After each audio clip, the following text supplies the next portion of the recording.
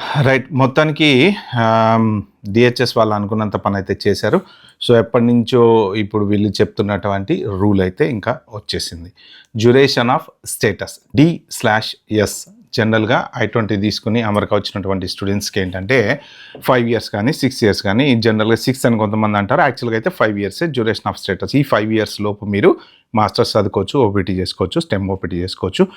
USCIS వాళ్ళతోటి సంబంధం లేకుండా మీ డిఎస్ఓ దగ్గర లెటర్ సబ్మిట్ చేసి ఈఏడి కార్డు అప్లై చేసుకొని మీరు జాబులు చేసుకోవచ్చు. సో ఇప్పుడు ఆ రూల్ ఏదైతే ఉందో అది మారబోతుంది అనమాట.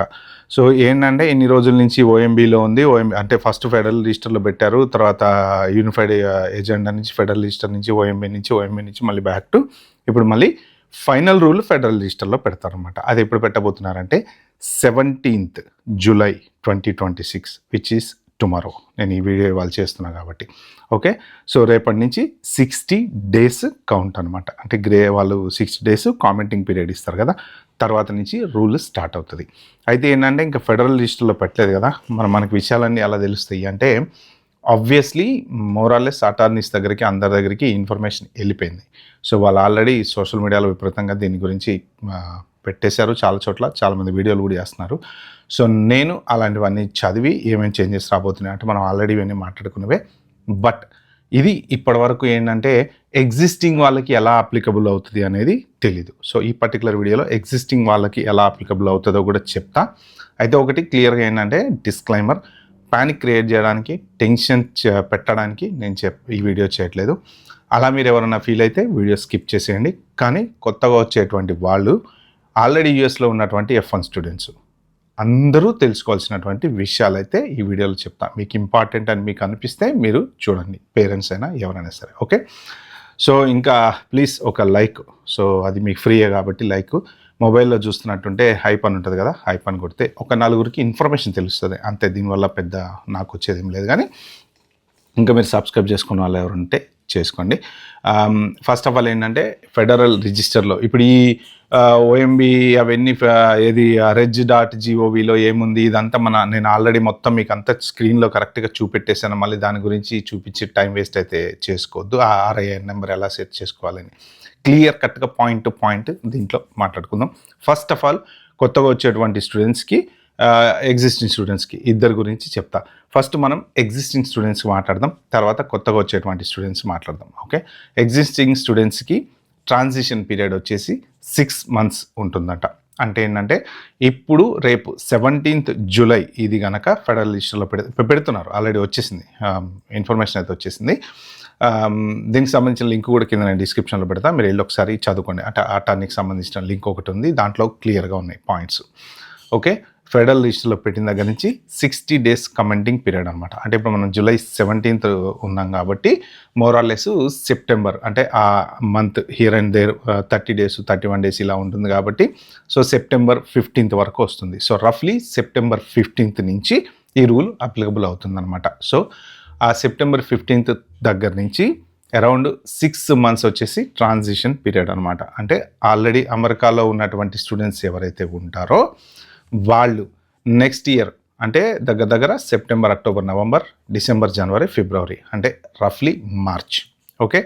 మార్చ్ లోపు అంటే before March, February and March అటు ఇటుగా ఆ లోపు మీకు ఎటువంటి రూల్స్ అప్లికబుల్ కావు.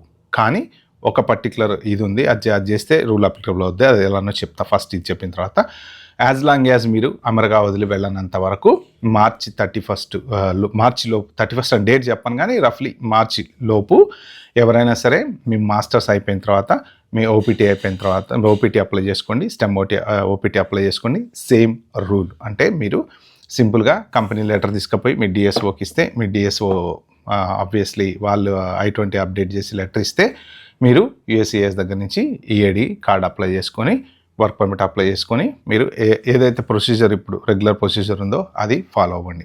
సో 6 months తర్వాత ఎవరైతే ఓపీటీ అప్లై చేస్తారో so they will then have to follow I-539 rule.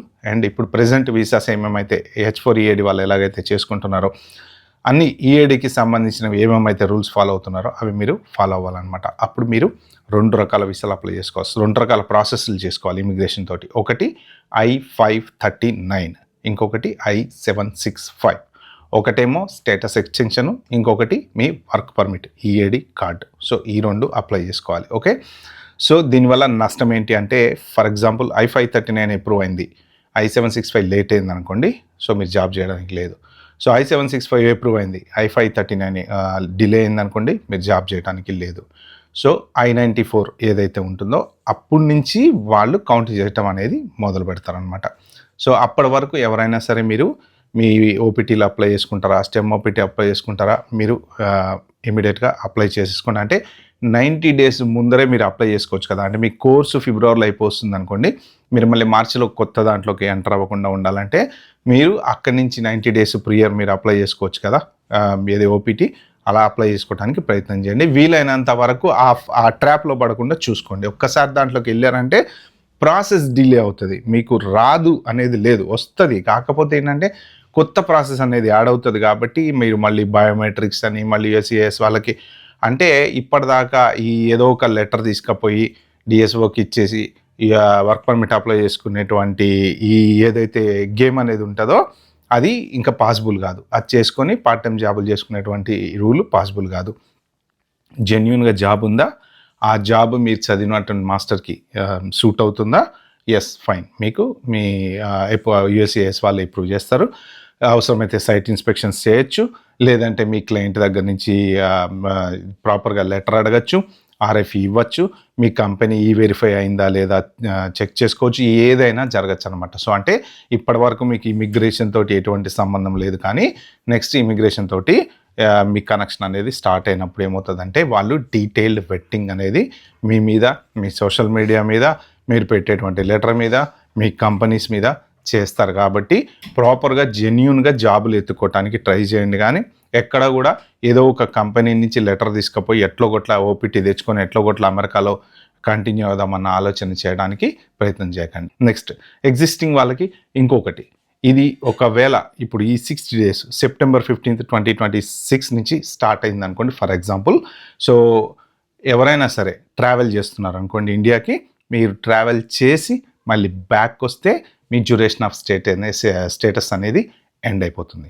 Okay, అప్పుడు మీరు కొత్త దాంట్లోకి వస్తారు, కొత్త రూల్లోకి వస్తారన్నమాట. అప్పటికి అంటే ఇప్పుడు మీరు ఫర్ ఎగ్జాంపుల్ ఇప్పుడు మీరు హాలిడేస్ ఉన్నాయి కదా, ఇప్పుడు ఈ జనరల్గా జూలైలో హాలిడేస్ వచ్చినాయి అనుకోండి, మీరు ఇండియా వెళ్ళారు, ఒక నెల 2 నెలలు స్పెండ్ చేద్దాం అనుకున్నారు, స్పెండ్ చేసి మళ్ళీ బ్యాక్ వద్దాం అనుకుంటున్నారు. మీరు బ్యాక్ వచ్చేటప్పటికి కనుక ఈ పర్టిక్యులర్ డేట్ కనుక స్టార్ట్ అయింది అంటే, ఈ క్లాక్ కనుక స్టార్ట్ అయిందంటే మీరు ఎయిర్పోర్ట్లో ల్యాండ్ అయినప్పుడు మీ డ్యూరేషన్ ఆఫ్ స్టేటస్ పీరియడ్ ఏదైతే ఉంటుందో అది ఎండ్ అయిపోతుంది. అప్పటి నుంచి కొత్త స్టేటస్ అనేది, కొత్త I-94 డేట్ అనేది ఇస్తారు. అది వాళ్ళ డిస్క్రిషనరీ పవర్ ప్రకారం ఇవ్వచ్చు. మీ కోర్స్ ఇంకా మీరు ఇప్పుడు ఫస్ట్ ఇయర్ అనుకోండి for example, second year end వరకు, సెకండ్ ఇయర్ మాస్టర్స్ చదవాలనుకోండి ఆ ఎండ్ డేట్ వరకు ఇవ్వచ్చు. లేదు ఓపీటీ మీద ఎవరైనా ఆల్రెడీ ఉండి హాలిడేస్కి వెళ్ళి వస్తుంటే వాళ్ళు ఓపీటీ ఎండ్ డేట్ వరకు ఇవ్వచ్చు. సో ఎలా ఇస్తారనేది ఇక వాళ్ళ డిస్క్రిషనరీ పవర్స్ అది డిసైడ్ అవుతుంది అన్నమాట. సో నేను చెప్పేది ఏంటంటే ప్రస్తుతం ట్రావెలింగ్ చేయకండి, ఎవరు ట్రావెలింగ్ చేయకండి. చేస్తే మీరు ఈ 60 డేస్ లోపు వెళ్ళి వచ్చేసేయండి, అంతేగాని 60 డేస్ తర్వాత ట్రావెలింగ్ చేస్తే మీ డ్యూరేషన్ ఆఫ్ స్టేటస్ కట్ అయిపోతుంది కదా. ఆ పాయింట్ అర్థమైంది కదా. సో ఎప్పుడైతే మీరు ఆ కొత్త దాంట్లోకి వస్తారో 60 డేస్ అన్ఎంప్లాయ్మెంట్ డేస్ ఉంటాయి కదా, 30 డేస్ కట్ అయిపోతుంది. ఓకే, అది ఎగ్జిస్టింగ్ వాళ్ళకు కూడా ఈ 6 months ట్రాన్సిషన్ పీరియడ్ అయిపోయిన తర్వాత మీరు కొత్త రూల్లోకి వస్తారు. ఇప్పుడు ఒకవేళ ఎవరన్నా అవుట్ అయ్యి మళ్ళీ ఇన్ అయితే కొత్త రూల్లోకి వస్తారు. ఎవరెవరైతే కొత్త రూల్లోకి వస్తారో వాళ్ళకి 60 డేస్ అన్ఎంప్లాయ్మెంట్ని 30 డేస్కి తగ్గించారనమాట. అంటే ఫర్ ఎగ్జాంపుల్ మీకు ఏదైనా జాబ్ పోయిందంటే 30 రోజుల్లో మీరు జాబ్ ఎత్తుకొని మీరు మీ డిఎస్ఓకి అప్డేట్ చేసి, ఒకవేళ జాబ్ కనుక మారిందంటే, కంపెనీ మారిందంటే మళ్ళీ యూఎస్సిఐఎస్ వాళ్ళకి I-539 మీరు అప్లై చేసుకోవాలన్నమాట. అంటే ఇప్పుడు ఇక్కడ మీకు ఏ స్టేటస్ చేంజ్ వచ్చినా, ఏది చేంజ్ అయినా కానీ మీరు ఇప్పుడు యూఎస్సిఐఎస్ వాళ్ళకి లింక్ అయి ఉంటారు. ఇంతకుముందు యూఎస్సిఐఎస్ వాళ్ళకి లింక్ అయి ఉండరు. ఒకసారి I-20 వచ్చి మీకు వీసా వచ్చి అమెరికా వచ్చిన తర్వాత మీ డిఎస్ఓ, మీ సెవీస్, ఈ 2 రికార్డ్స్ వీటికే లింక్ అయి ఉంటాయి. సో ఇప్పుడు ఈ సర్క్యులర్ ఏంటంటే వీళ్ళు టిఎస్ఓకి, సెవీస్కి అందరికీ సర్క్యులేట్ చేస్తారు రాబోయేటువంటి చేంజెస్. కాబట్టి వాళ్ళు కూడా కంపల్సరీ ఫాలో అవ్వాల్సిందే, మీరు ఫాలో అవ్వాల్సిందే. ఈలోపు కనుక ఎప్పుడైనా మీ I-94 ఎక్స్పైరీ అయ్యింది, I-94 అయ్యే లోపు కనుక మీరు ఓపీటీ అప్లై చేసుకోలేదు, స్టెమ్ అప్లై చేసుకోలేదు, లేకపోతే ఇంకేదైనా చేంజ్ ఆఫ్ వాట్ ఎవర్ ఇది అప్లికేషన్ చేయలేదు అంటే అన్లాఫుల్ ప్రెసెన్స్ అవుతుంది అనమాట. సో మీ I-94 ఎండ్ డేటు ఎప్పుడు చూసుకుంటూ ఉండండి. ఓకే, అది లోకల్లో ఉండేటువంటి వాళ్ళకనమాట. సో ఇది చాలా టఫ్ రూలే, ఎందుకంటే మీకు 6 months ట్రాన్సిషన్ పీరియడ్లో మీకు జాబులు వచ్చేసి అంతా ఓకే. కానీ ఇప్పుడు ఈ ఇయర్ మాస్టర్స్కి ఎవరైతే అమెరికా వచ్చిన వాళ్ళు ఉంటారో 2026లో కానీ 2025లో వచ్చిన వాళ్ళు కానీ వాళ్ళంతా మోరార్లెస్ ఇప్పుడు నెక్స్ట్ ఇయర్ వాళ్ళకి మన గ్రాడ్యుయేషన్ అది మాస్టర్స్ అయిపోయిన తర్వాత అప్పుడు వాళ్ళు ఈ కొత్త దాంట్లోకి వస్తారనమాట. కాబట్టి వాళ్ళు ఓపీటీ అప్లై చేసుకోవాలన్నా, స్టెమ్ ఓపీటీ అప్లై చేసుకోవాలన్నా టఫ్ రూల్స్ అనమాట. సో ఇది ఎగ్జిస్టింగ్ అమెరికాలో ఉండేటువంటి వాళ్ళకి. సో కొత్తగా అమెరికా వద్దాం అనుకుంటున్న వాళ్ళు, ఇంటర్వ్యూ అటెండ్ అయిన వాళ్ళు, ఇప్పుడు ఫాల్ 2026కి వద్దాం అనుకుంటున్న వాళ్ళు, సో మీరు ఏం ఆలోచించాలంటే ఫస్ట్ ఆఫ్ ఆల్ మీకు డ్యూరేషన్ ఆఫ్ స్టేటస్ అనేది లేదు ఇంకా. ఓకే, మీకు I-94 ఎండ్ డేట్ అనేది ఇస్తారనమాట. సో చాలామంది I-94 అనేది పెద్దగా పట్టించుకోరు, ఎందుకంటే అది ఏదో అనుకుంటారు. సో I-94 అంటే ఏంటంటే మీకు ఎన్ని లీగల్ ఆప్షన్స్ ఉన్నా సరే, మీ I-20 లీగల్గా ఉన్నా, ఏది లీగల్గా ఉన్నా, ఎన్ని రకాలుగా ఉన్నా, వీసా ఉన్నా, ఏదున్నా I-94 అనేది మీ లీగల్ స్టేని అమెరికాలో ఉండటానికి డిసైడ్ చేస్తుంది అనమాట. అంటే ఒకవేళ I-94 కనుక ఎక్స్పైరీ అయిపోయింది అంటే మాత్రం మీరు ఇల్లీగల్గా అమెరికాలో ఉంటున్నట్టు. ఓకే, మీకు I-20 ఉంది, పర్లేదు, నో ప్రాబ్లం. ఏదన్నా సరే I-94 ఎండ్ అయిపోయిందంటే మీరు ఎండ్ అయిపోయింది, మీ you have to leave the country. మీరు ఒక గంట ఉన్నా సరే అన్లాఫుల్ ప్రెజెన్స్ కిందకి వస్తుంది అనమాట. ఓకే, ఇది I-94. సో ఇప్పటి వరకు నేను చెప్పిన దాని ప్రకారం 5 years ఇచ్చేవాళ్ళు కదా. ఇప్పుడు ఏంటంటే ఎవరైనా కొత్త స్టూడెంట్స్ ఈ September 15th తర్వాత 2027 తర్వాత కనుక ఒకవేళ అమెరికాలో ల్యాండ్ అయితే మీరు కొత్త డ్యూరేషన్ ఆఫ్ స్టేటస్లోంచి ఎండ్ డేట్లోకి వస్తారనమాట. అంటే ఇప్పుడు ఇది ఫెడరల్ రిజిస్టర్లో పెడతారు కదా, పెట్టిన తర్వాత 100% కన్ఫామ్ అవుతాయి. ఇప్పుడు ఇవన్నీ ఏంటంటే ఆల్రెడీ అటార్నీస్కి వచ్చిన దాంట్లోంచి నేను మీకు జస్ట్ కేవలం ఇన్ఫర్మేషన్, ఎడ్యుకేషనల్ పర్పస్ మాత్రం సజెస్ట్ చేస్తున్నా, అంతే, జాగ్రత్తగా ఉంటారనేసి. సో మీరు ఇప్పుడు నెక్స్ట్ ఆ తర్వాత మాస్టర్స్ నెక్స్ట్ ఇయర్ మాస్టర్స్ అవుతారు, ఆ నెక్స్ట్ ఇయర్ మాస్టర్స్ అవుతారు. ఒకవేళ మీ 2 years మాస్టర్స్ అనుకోండి, మోస్ట్ ప్రాబబ్లీ మీకు మాస్టర్స్ ఎండ్ డేట్ వరకే ఇచ్చేటువంటి ఛాన్స్ ఉంది. లేదు అంటే మీకు ఒక 4 years, అంటే మీరు ఒక 2 years మాస్టర్స్ చదివి 1 year ఓపీటీ చేసుకుని 1 year స్టెమ్ ఓపీటీ అయిపోయిన తర్వాత మళ్ళీ USCIS దగ్గర I-539 అప్లై చేసుకోవాలి. లేదు ఓన్లీ మాస్టర్స్ ఎండ్ డేట్ వరకే మీ I-94 ఇచ్చారనుకోండి, ఆబ్వియస్లీ మీరు మళ్ళీ I-539 అప్లై చేసుకోవాలి.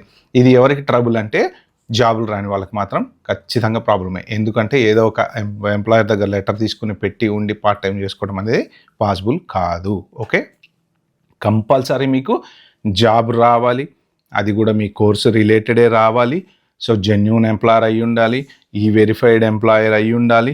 సో మీరు ఏదో టైంపాస్ ఎంప్లాయర్ దగ్గర జాబ్ చేస్తున్న C2C అది ఇది అని చెప్పడానికి కుదరదు. సో అతను ఇచ్చినటువంటి లెటర్ USCIS వాళ్ళు వెరిఫై చేయాలి.